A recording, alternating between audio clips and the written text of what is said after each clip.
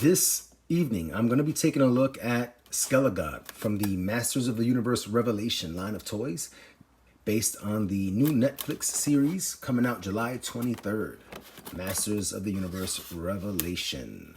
He is a somewhat mysterious figure. We can all speculate, and there are some pretty decent guesses out there that are probably close to accurate, that specifically, spoiler alert, specifically that Skeletor gets his hands on the power sword that we see here.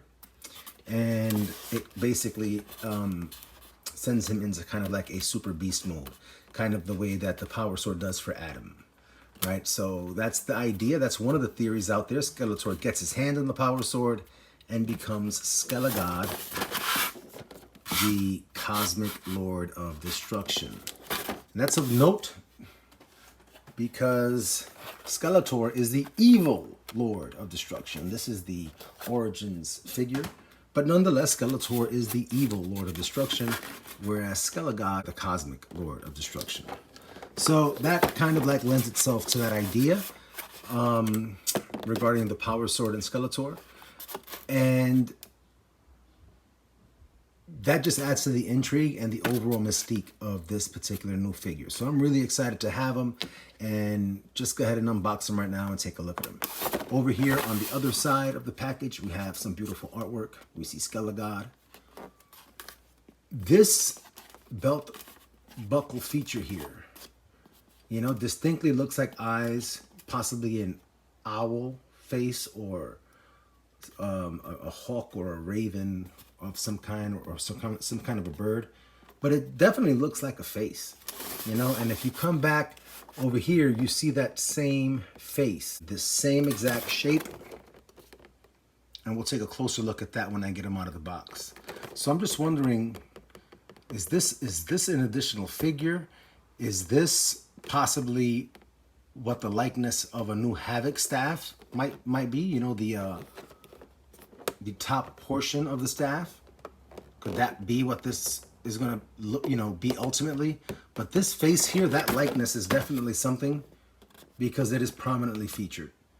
You know, arguably on this artwork, that is the most prominent feature, and then the chest second, and then the head third. So that having been said, look at the back, and I'll be reviewing all of the figures in this wave. My review on Battle Cat is available. Go check those out. You can go ahead and look at his bio when you have a moment. And here we have him with the power feature on his hand. All right, let's go ahead and get him out of the box.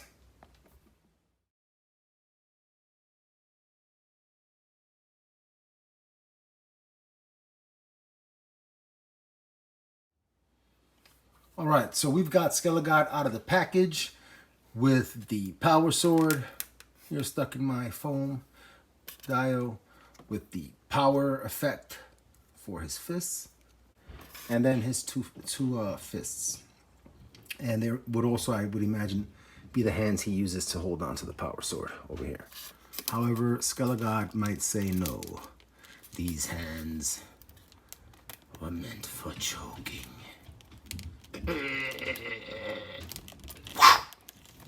Taking a closer look now at the feature on his belt, on his loin, and kind of like maybe taking a deep dive into what it might be about. I think that the simplest explanation of what this is that it might be the next iteration of the Havoc staff, right? Might be something else. But we see that patterned again here, I believe, in the shoulder pads.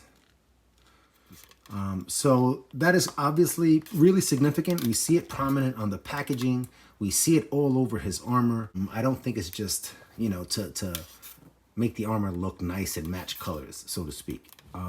There's intent and purpose behind this, I believe. Taking a closer look also at the Shin Guards. Now we see the silver and the green, kind of like we see here, but this is different. right? I mean, that almost looks like the face of Castle Grayskull, and I'll do an insert. If we're looking at the classics, Castle Grayskull, right? This almost looks like the entryway, and the doorway would be here. But that's not Castle Grayskull. That's not the image that we see in the trailers. So is there a new castle of some kind? Or is this the likeness of a character? Or is it the face of another castle that will be revealed in this series? How cool would that be? Here, the eyes, the scowling eyebrows, right? Like we see here. And then we see this arch, you know? So we see these patterns reflected here and here. And then this, whatever it is with this. Now, let's look at the cape in the back. I think this thing is awesome. I'm a big fan of the color purple. And I love the fact that we have 3 different shades of purple here. We have these little silver plastic diamonds, giving it some weight so that it can fall flat behind SKELEGOD. And I like that purple cape very much. I think it complements the loincloth in the front, and obviously those awesome horns that he has. And as a bonus, it comes right off of its magnets. All right, so now what we're going to do is we're going to just take off some of his armor.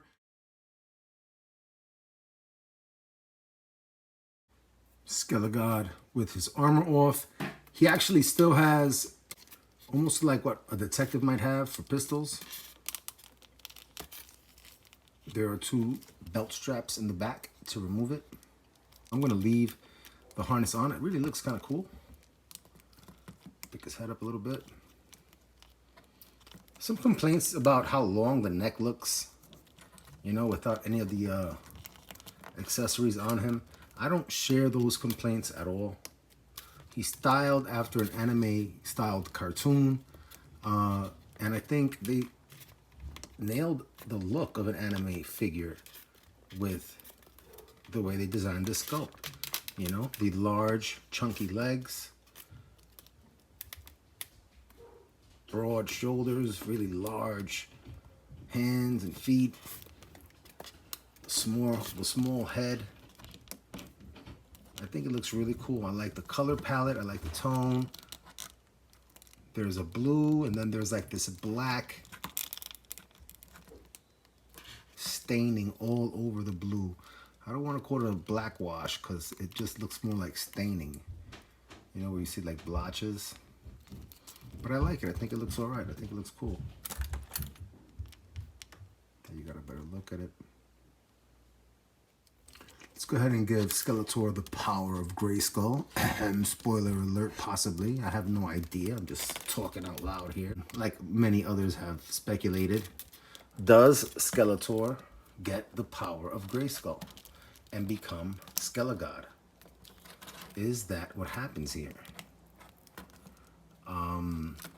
We shall see on July 23rd. But why does he come packaged with the power sword? Why is that?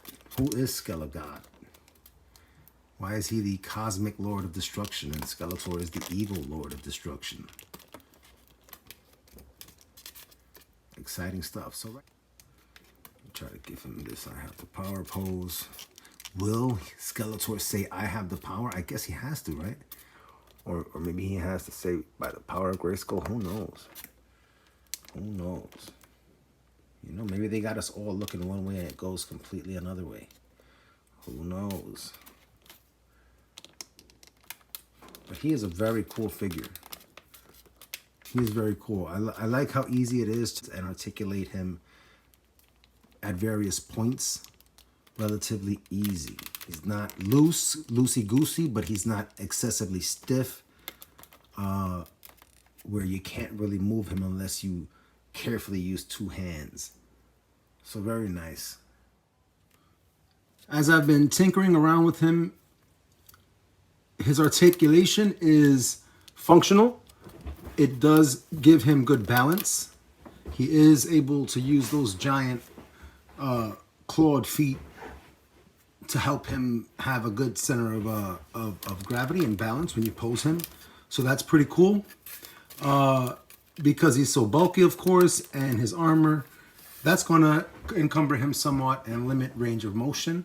But you can increase range of motion just by taking some of the armor and accessories off. Overall, I think it is a highly posable figure. They did a good job with the 30 points of articulation that they have here. We will get some really cool static poses where you can put him up on a shelf and display him, have him on your desk and mess around with him, put him in some cool poses and leave him there for a couple days and then switch him up again. He's definitely good for that. He really, really is. Let's go ahead and take a look at a lineup of other figures with our big buddy SKELEGOD here. First, we're going to start with the current era comparison to Origins. And I'll get my man He-Man on that same line here on the mat. One of my faves. Get him on that same line. Let's go ahead and look in the right direction. Skeletor. The Filmation Skeletor. Awesome. Put in the PowerCon MOTU tribute Keltis from the Mythic Legions line. One of my very favorite figs. I'll bring in a Black Panther, Mesco 112. There we go. Looking cool, looking tough. Not knowing anything really about the backstory or how things are going to play out right now as the comics are being released and the show is about to release on July 23rd. Just kind of looking at him standalone as he is a really nice looking figure. He's well designed. The color scheme is well chosen and well laid out. He does have some interesting style designs in his armor pieces, which kind of may or may not hint at other things that might happen in the storyline. I really do like the head sculpt that they went with. I think that skeleton face is really cool looking. There we go.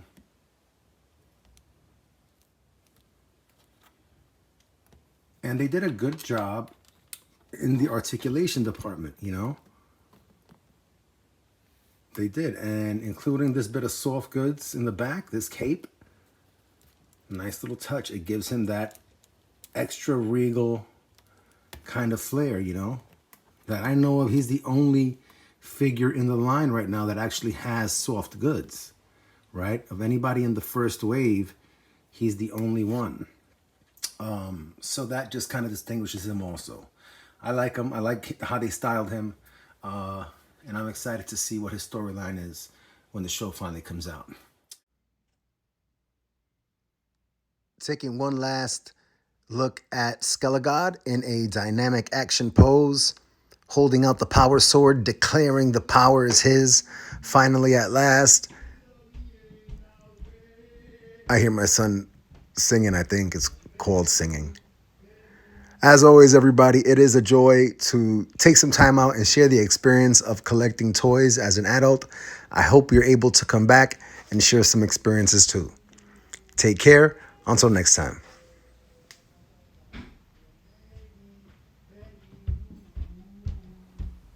I have the power.